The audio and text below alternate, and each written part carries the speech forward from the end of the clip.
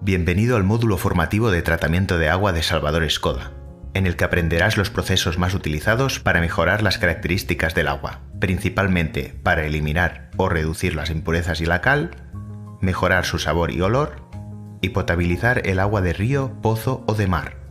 Deseamos que sea de tu interés. Tratamiento de agua. Un análisis químico del agua determina su calidad y ayudará a diagnosticar su tratamiento.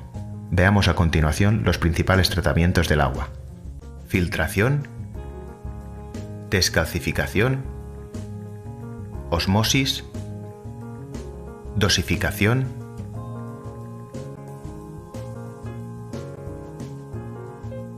filtración.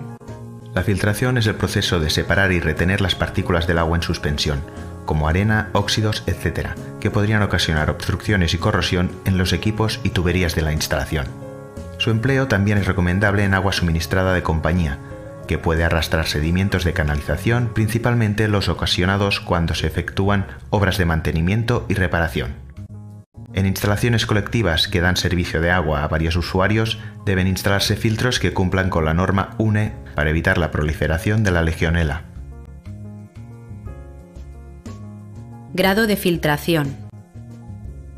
Expresado habitualmente en micras, el grado de filtración indica el tamaño de las partículas que quedarán retenidas. Partículas con menor dimensión no serán retenidas por el filtro.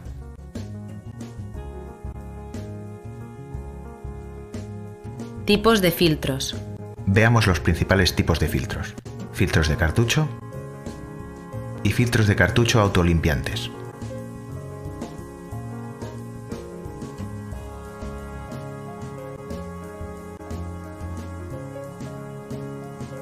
Filtros de cartucho. Los filtros de cartucho se utilizan principalmente en aguas de compañía o en aguas ya tratadas, que contienen pocas partículas en suspensión. Están compuestos por un cabezal roscado, un vaso transparente que permite ver la suciedad acumulada y el cartucho filtrante.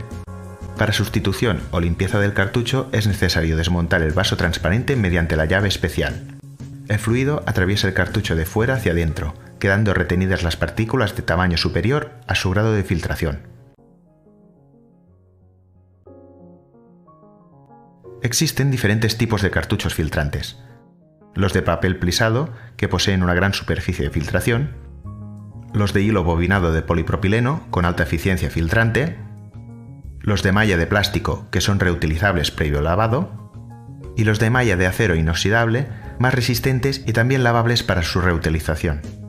También existen cartuchos no filtrantes para otras aplicaciones: el de cartucho de carbón activo, que elimina el cloro mejorando el sabor y el olor del agua; el de polifosfatos, que inhibe las incrustaciones de cal; y el de silisfosfatos, que evita la corrosión de las partes metálicas de la instalación. Filtros autolimpiantes. Los filtros autolimpiantes se utilizan en aguas con elevada cantidad de partículas en suspensión, que precisan la limpieza regular del cartucho.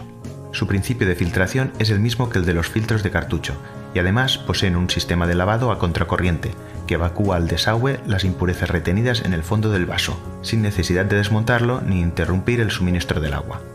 Solo será necesario desmontar el filtro para sustituir el cartucho cuando éste haya perdido su capacidad de filtración. La operación de limpieza se realiza accionando manualmente la válvula de desagüe, existiendo la posibilidad de automatizar dicha maniobra. Descalcificación. Dureza del agua. Son aguas duras aquellas con un elevado contenido de minerales, en particular sales de calcio y magnesio. El principal problema del agua dura es que al calentarse forma incrustaciones de cal en tuberías, acumuladores, calentadores, calderas, lavavajillas, lavadoras, etc., reduciendo su vida útil y su rendimiento, aumentando también el consumo de energía. El agua dura perjudica también las tareas habituales de limpieza, desluciendo el aspecto y el tacto de la ropa, la vajilla, la mampara, la grifería, etc. Además, puede obstruir los atomizadores de grifos y duchas. Existen estudios que indican que más del 70% del agua suministrada por las compañías es agua dura. Medición de la dureza. Las 3 unidades de medida de dureza más utilizadas son los miligramos por litro, las partes por millón y los grados franceses de dureza. La dureza del agua se determina por análisis químico en un laboratorio o mediante un test de dureza, compuesto por dos reactivos. El primero colorea de rojo la muestra de agua a analizar y el segundo reactivo se introduce gota a gota hasta que el agua se vuelve azul. Cada gota añadida del segundo reactivo equivale a 1 grado francés de dureza.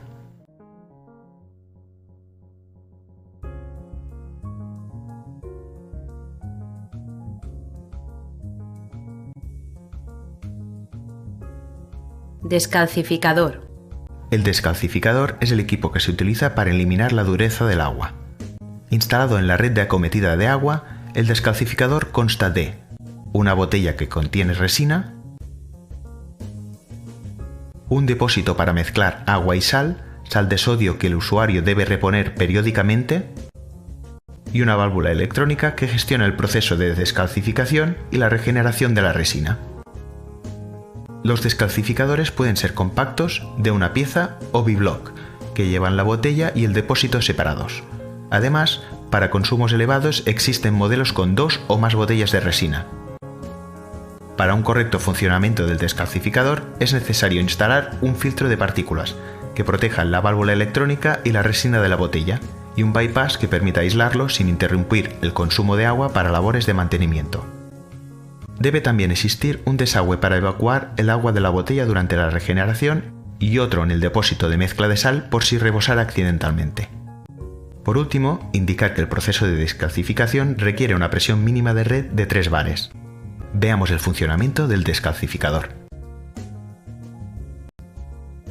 Proceso. El agua de red, una vez filtrada, es conducida a través de la válvula electrónica a la botella que contiene la resina cargada de sodio. Mediante un proceso químico denominado intercambio iónico, la resina retiene el calcio y el magnesio, ocupando el lugar del sodio que queda diluido en el agua. El agua descalcificada puede resultar corrosiva. Por este motivo, antes de finalizar el proceso de descalcificación, debe mezclarse con agua de red, utilizándose para ello un bypass ajustable, que viene incorporado en algunos modelos. Regeneración. Cuando la resina ha liberado todo el sodio y su lugar ha sido totalmente ocupado por el calcio y el magnesio, es necesario restituir de nuevo el sodio mediante un proceso denominado regeneración, que se realiza en 3 fases. En una primera fase se invierte el sentido del flujo del agua dentro de la botella, con la finalidad de eliminar por el desagüe las impurezas y descomprimir la resina, preparándola para la siguiente fase. En esta segunda fase, el equipo aspira del depósito la mezcla de agua y sal de sodio, que al circular lentamente por la resina produce un intercambio iónico inverso al producido durante el proceso de descalcificación, quedando pues retenido el sodio y liberados el calcio y el magnesio, que se eliminan por el desagüe.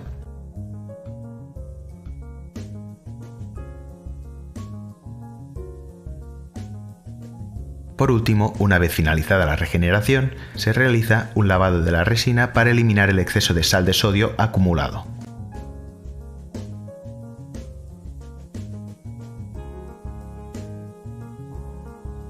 Válvulas de descalcificación. La válvula del descalcificador controla las fases de regeneración y gestiona automáticamente su puesta en marcha.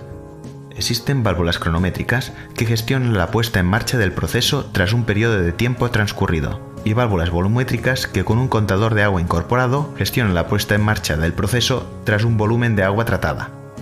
Las válvulas volumétricas son las más eficientes, ya que solo inician la regeneración cuando se ha agotado la capacidad de descalcificación de la resina, aprovechando así al máximo el agua y la sal.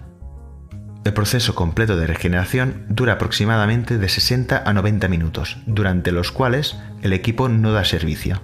Es pues aconsejable programar la regeneración en una franja horaria sin previsión de consumo. Ósmosis.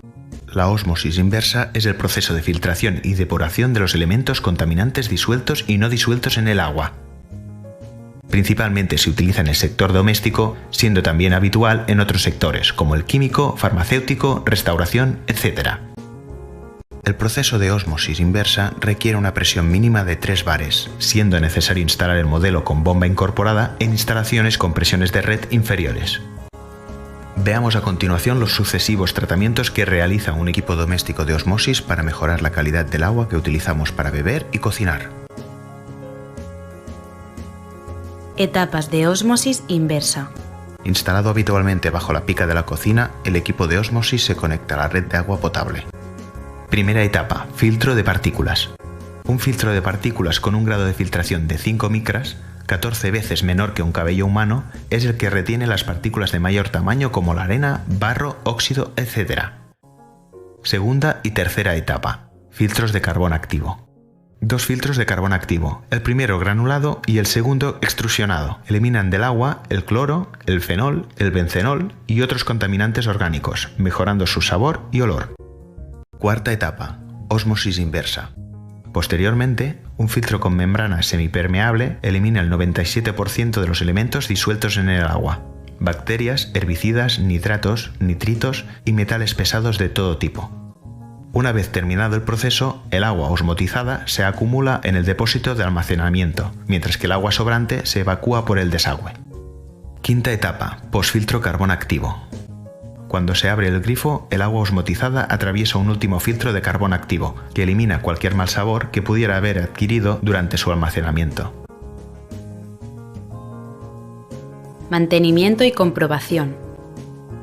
Para el buen mantenimiento del equipo de ósmosis es recomendable sustituir los filtros cada 6 meses y la membrana semipermeable cada 2 años.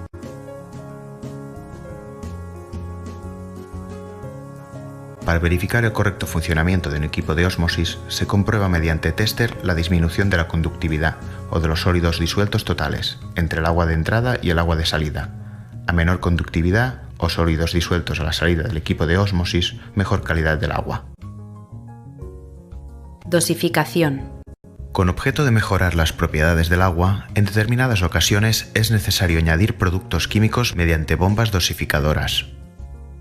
Principalmente se utilizan para control y ajuste del pH mediante la inyección de ácidos o bases alcalinas, desinfección del agua añadiendo cloro o bicocidas y protección contra la corrosión y la incrustación mediante inhibidores. Tipos de dosificación. Existen 2 tipos de dosificación, la de caudal constante y la de caudal variable. Dosificación caudal constante. La de caudal constante se emplea cuando el caudal del agua a tratar es constante, dosificando una cantidad fija de aditivo previamente ajustada. Dosificación caudal variable.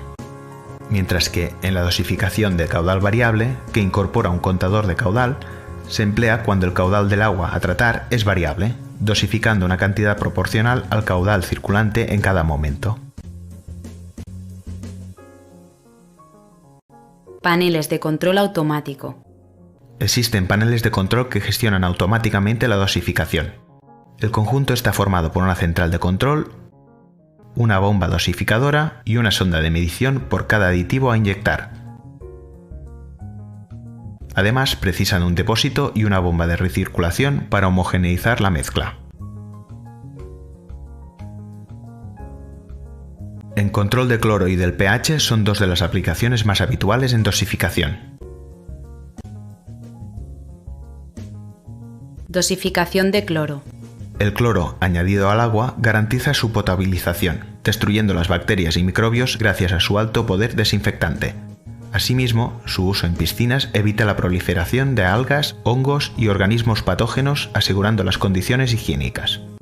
La medición de cloro se realiza mediante test kits visuales para comparación de color con una escala de patrón, checkers digitales en los que se añade un reactivo a la muestra y la medida se indica en una pantalla digital, y los fotómetros, para cuando es necesaria mayor precisión o certificación de los resultados. Dosificación de pH. El pH indica la acidez o alcalinidad del agua, y su rango de medida es de 0 a 14, siendo 7 el valor neutro. El agua con un pH inferior a 7 puede ser ácida y corrosiva, atacando a los metales como hierro, cobre, plomo, etc., y en piscinas provoca la irritación de la piel, ojos y mucosas.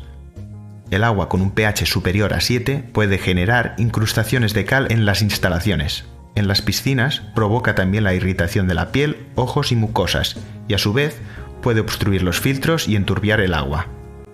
La medición de pH se realiza mediante test kits visuales para comparación de color con una escala de patrón, testes digitales que indican directamente el valor del pH y los fotómetros para cuando es necesaria mayor precisión o certificación de los resultados.